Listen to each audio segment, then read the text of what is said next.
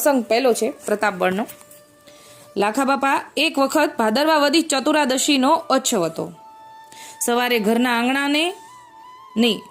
ઘરના લોકોને તથા ગામના વૈષ્ણવોને લાખા બાપાએ કહે, આજે ઓછો છે તો કામે જાશું માં। પણ જુવાન છોકરાઓને તો મનમાં થયું કે મોલને પાણી તો પાવું જોઈએ ને, તો પાણી ન પાઈએ તો વાડ અથવા રજકો સુકાઈ જાય। આમ વિચારીને જુવાનિયા વાડીએ જઈને કોસ હાંકવા લાગ્યા। પણ જ્યાં બપોર ન થયા ત્યાં તો કૂવામાં જલ થઈ રહ્યું। વાડીએ ગયેલા પાછા ઘેર આવ્યા। બાપાને તો પહેલાથી જ બધી વાતના સમાચાર મળી ગયા હતા। એમણે છોકરાને પૂછ્યું, કેમ આવતા રહ્યા? છોકરાએ કહ્યું, બાપા કૂવામાં તો જલ થઈ રહ્યું એટલે અમે આવતા રહ્યા। બાપા કહે, મેં તો તમને કહ્યું હતું કે આજે ઓછો છે, કામે જાશો માં, તોય તમે ગયા। હવે વાડીએ જાવું ન જાવું એ તો તમારી મરજી। છોકરાઓએ નરમાસથી કહ્યું, બાપા હવે અમે વાડીએ જઈને શું કરીએ?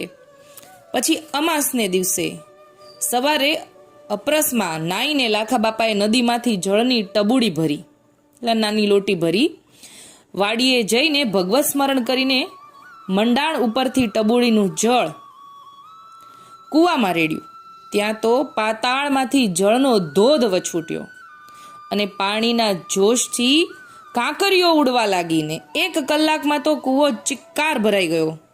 બાપાએ છોકરાઓને કહ્યું કે હવે તમે ઠાકરનું નામ લઈને કોસ હાંકો। ગામમાં આ વાતની જાણ થતાં લોકો વાડીએ જોવા આવ્યા કે કૂવો જળથી ભરાયેલો જોઈને તેમની આસ્થા વધી ગઈ અને કહેવા લાગ્યા કે લાખા બાપા પ્રતાપી પુરુષ છે। આ સાંભળી લાખા બાપાએ હાથ જોડીને દિનતાથી કહ્યું કે મારામાં કાંઈ નથી, મારા પ્રભુનો પ્રતાપ મોટો છે। મારી લાજ પ્રભુ શ્રી ગોપેન્દ્રજીએ રાખી। ત્યારથી લાખા બાપાની વાડી ટબુડી વાડીના નામથી વિખ્યાત છે। પ્રસંગ આટલો જ છે। હવે આવતીકાલે પ્રસંગ બીજો જોશું।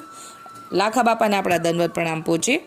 અત્યારે આટલું જ બોલીને મારી નાની વાતને વિરામ આપું છું। બોલો શ્રી ગોપાલ લાલ કી જય।